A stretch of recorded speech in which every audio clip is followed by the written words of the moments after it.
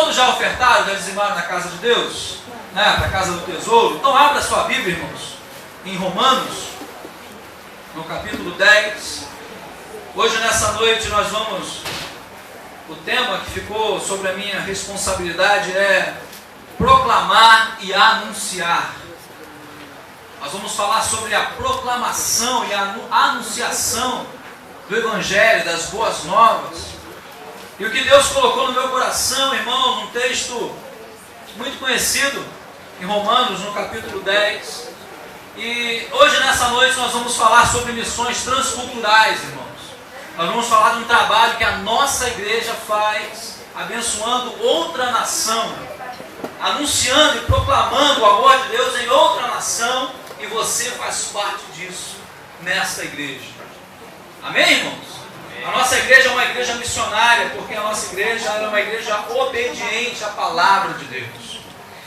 E quando nós recebemos esse poder que desce do Espírito Santo, desce de Deus, através do Espírito Santo sobre as nossas vidas, ele é claro, irmãos, que nós temos que alcançar as nações.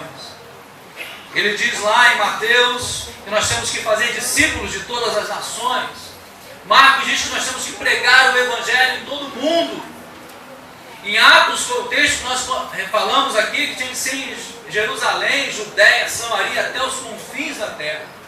E Deus nos deu uma nação para que nós abraçássemos essa nação e para que nós alcançássemos essa nação. E eu quero compartilhar com os irmãos nessa noite esse trabalho que a nossa igreja, que este lugar, que esse povo de Deus, que chama pelo nome do Senhor, o trabalho transcultural que nós realizamos aqui, né, através da mão de Deus sobre a nossa vida. E o texto que eu separei nessa noite, que Deus colocou no meu coração, está em Romanos, no capítulo 10, no verso de número 8 em diante, e diz assim a palavra do Senhor. Romanos, capítulo 10, verso 8. Porém que se diz: a palavra está perto de ti, na tua boca e no teu coração, isto é, a palavra da fé que pregamos. Se com a tua boca confessares Jesus como Senhor, e se em teu coração creres que Deus ressuscitou dentre os mortos, serás salvo. O que nós temos que fazer para ser salvos, irmão? O que nós temos que fazer para ser salvos? Confessar a Jesus como nosso Senhor e em nosso coração crer que Deus ressuscitou Jesus dentre os mortos.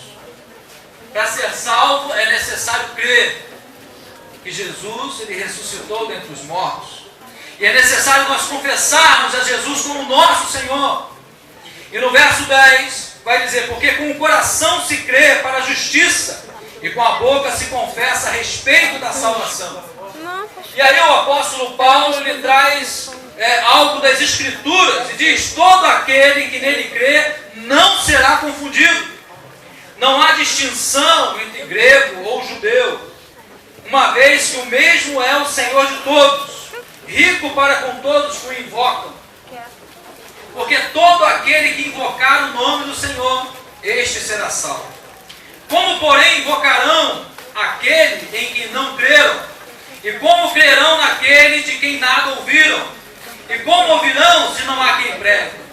E como pregarão se não forem enviados?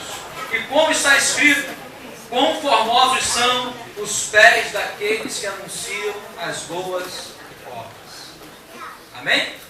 Feche teus olhos. Senhor Deus, em nome de Jesus, nós estamos diante da Tua palavra, Senhor, diante da Tua presença neste lugar, te pedindo, ó Deus, que essa palavra, Senhor, ela venha de encontro, Senhor, aos nossos corações. Nós possamos, Senhor, ter um entendimento desta palavra, Senhor. Nós possamos compreender o Teu desejo, a Tua vontade, ó Pai, para a Tua igreja. Que a Tua igreja, Senhor, não venha a ser negligente, Senhor, aquilo que Tu está dizendo na Tua palavra, Deus. Porque, ó Deus, Tu diz, Senhor, também na Tua palavra que o homem insensato, ele apenas ouve, mas ele não cumpre a Tua palavra. E este homem é como se estivesse construindo a Tua casa na areia, Senhor, e quando vem o vento, a chuva, essa casa cai abaixo. Mas nós, Senhor, queremos ser aquele homem, ó Pai, que ouve a Tua palavra, que entende a Tua palavra, que cumpre a Tua palavra, para que possamos edificar a nossa casa sobre a rocha, Senhor. Uma rocha inabalável, Deus. Aquele, Senhor, homem, aquela mulher Tua palavra, que pratica a Tua palavra, Senhor, porque sabe que em qualquer momento Tu estarás conosco, que Tu és Deus, Emanuel, que mesmo, Senhor, que nós andássemos no vale da sombra da morte, Tu vais estar conosco, Senhor. Ao Deus que nós cremos, o Deus Todo-Poderoso, é esse Deus ao qual servimos, e que esse mesmo Deus, Ele possa falar nos nossos corações nessa noite, para entendermos, ó Pai, que é necessário fazer esta obra, que é necessário, Senhor, cumprir a Tua palavra, Deus, para que possamos ter um encontro contigo nos ares, no dia que essa trombeta soar, Senhor, e aqueles que estão mortos vão ressuscitar primeiro, mas a igreja do Senhor, que estiverem vivos sobre essa terra, Senhor, de ser arrebatados para se encontrar contigo. Esse é o nosso desejo, Senhor. Esse é o nosso desejo, Pai, de estar contigo todos os dias e ver, Senhor, a Tua glória, Pai, no nome de Jesus. Você pode dizer amém? Amém. Graças a Deus. Irmãos, eu estava lendo um pouco sobre esse tema, sobre proclamar e anunciar. E, irmãos, quando nós falamos de proclamar e anunciar a palavra de Deus, esse texto é um texto clássico, irmãos. Porque o apóstolo Paulo, ele vai dizer que todo aquele que invocar o nome do Senhor, ele vai ser salvo. Mas como que eles vão invocar, irmãos, se ninguém pregar para eles? Como que eles vão conhecer esse Deus que nós conhecemos, se ninguém for lá e ministrar para eles, irmãos? Como que eles vão saber que existe um Deus todo-poderoso que criou os céus e a terra, um Deus que cura, que salva, que liberta, se ninguém for lá e falar para eles, irmãos? É uma responsabilidade que está sobre a minha vida e sobre a tua vida. E se você não quer a sua casa, irmãos, caindo no primeiro vento, vamos cumprir a palavra de Deus. Porque é a palavra de Deus que diz isso. E a palavra de Deus é a verdade, irmãos. Ela é a verdade. A minha verdade, irmãos, não vale nada. Aquilo que eu digo não vale nada se não estiver pautado na palavra de Deus. E o apóstolo Paulo, ele é claro aqui nesse texto, quando ele diz que se ninguém for lá para pregar para aqueles homens, como que eles vão conhecer essa palavra? E como que eles vão crer? E como que eles vão invocar? Se ninguém ministrar essa palavra para eles. E a palavra proclamar, ela significa anunciar em público e em alta voz. Afirmar, irmãos, que existe alguém acima de todas essas coisas que eles estão vivendo. Então, quando eu falo de proclamar a palavra de Deus, não é escondidinho aqui ou ali, não, irmãos, é sair para a rua e dizer, esse Deus é o Deus que pode todas as coisas. É ir até aquele que está precisando de ouvir essa palavra, para que ele possa invocar o nome do Senhor, a fim de que a salvação possa também alcançar a vida dele. Deus, ele conta com a minha vida, ele conta com a sua vida para essa obra, para esse trabalho.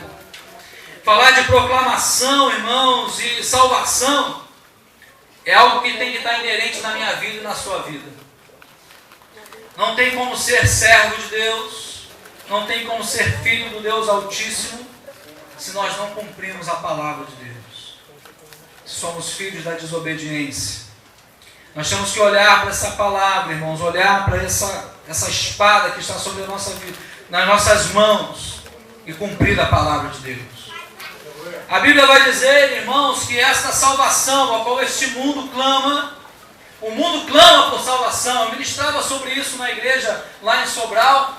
Deus falava algo no meu coração, irmãos, sobre isso, que o mundo clama por salvação, irmãos. Eles clamam por ajuda, eles clamam por socorro. Mas onde está a igreja do Deus vivo para levar esta palavra de salvação? E eis aqui a minha vida, e eis aqui a tua vida, irmãos, para que possamos cumprir essa palavra. A Bíblia vai dizer que a salvação ela vem pela graça. Amém, irmãos? Está lá em Efésios capítulo 2, versos do 8 ao 10. Vai dizer, a salvação vem pela graça. Não é pelas nossas obras, para que ninguém se glorie dela. Mas é mediante a fé, irmãos, nós temos que crer. E essa graça, irmãos, que nos alcançou, ela tem um objetivo. É para que nós venhamos andar nas boas obras. Efésios capítulo 2, Paulo vai dizer isso. Que a salvação, ela vem pela graça. Não somos nós que escolhemos a Ele, mas Ele nos escolheu. E por que Deus me escolheu e por que Deus te escolheu, meu irmão? Porque nós somos bonitinhos? Não. Deus nos escolheu, João ele vai dizer isso, que não fomos nós que escolhemos a Ele, mas Ele nos escolheu para que nós fôssemos e dessemos fruto. Deus está esperando de mim e de você que nós venhamos dar frutos, irmãos. Nós temos que ir para dar frutos. O apóstolo João, ele é bem claro quando ele diz isso. Não fomos nós que escolhemos a ele, mas ele nos escolheu, para que nós fôssemos e dessemos fruto. É necessário ir, irmãos, é necessário dar fruto. Porque não fomos nós que escolhemos a ele que nos escolheu. Foi a graça do Senhor que nos alcançou. Mas esse povo que clama lá fora por ajuda, por socorro, irmãos, ele precisa de mim, ele precisa de você, para que ele possa ouvir essa palavra de salvação. O mundo precisa de mim, o mundo precisa de você. Eu ouvi uma certa vez uma frase, né? O irmão Adriano gosta das frases, né, irmão? O irmão Adriano é o cara das frases. Tem uma frase da Madre Teresa de Calcutá. E ela diz algo assim, eu não lembro muito bem toda a frase, mas ela diz, olha, aquele que é bom, nós amamos com prazer, irmãos. É bom amar aquela pessoa que é boa, né? Mas aquele que é mau, aquele que é ruim, nós amamos porque ele precisa que nós venhamos amar ele. Se nós não amarmos aquele que não merece o nosso amor, irmãos, ele vai estar perdido, ele vai para o inferno. Você está entendendo isso, irmãos? Muitas vezes nós olhamos e falamos assim, ele não merece que nós venhamos amar a ele, porque ele só faz aquilo que é errado. Ele vive na prática do pecado e não merece o meu amor. Mas ele precisa do meu amor. Porque se eu não amar as vidas, irmãos, essas vidas vão perecer. Deus, ele conta comigo, ele conta contigo. E essa graça, irmãos, que não vem por causa das nossas obras, mas é mediante a nossa fé, porque todo aquele que nele crê não vai perecer, então é necessário ter fé. Amém, irmãos? Amém? Você concorda comigo, irmãos? É necessário ter fé para ser salvo? Todo aquele que nele crê não vai perecer, mas vai alcançar a vida eterna. E como que vem a fé, irmãos? Aí em Romanos mesmo, no capítulo 10, vai dizer que a fé vem pelo ouvir, e ouvirá a palavra de Deus. Então, se eles não ouvem a palavra de Deus, como que eles vão ter fé? Como que eles vão crer que existe um Deus todo-poderoso, irmãos? É necessário que nós vamos até esses homens, essas mulheres, essas nações, para dizer para eles que existe um Deus todo-poderoso. Então esse povo, irmãos, sendo alcançado por essa graça, passa a crer em Cristo Jesus, e a graça de Deus passa também a estar sobre a vida deles, porque eles ouviram a palavra, e a fé vem pelo ouvir.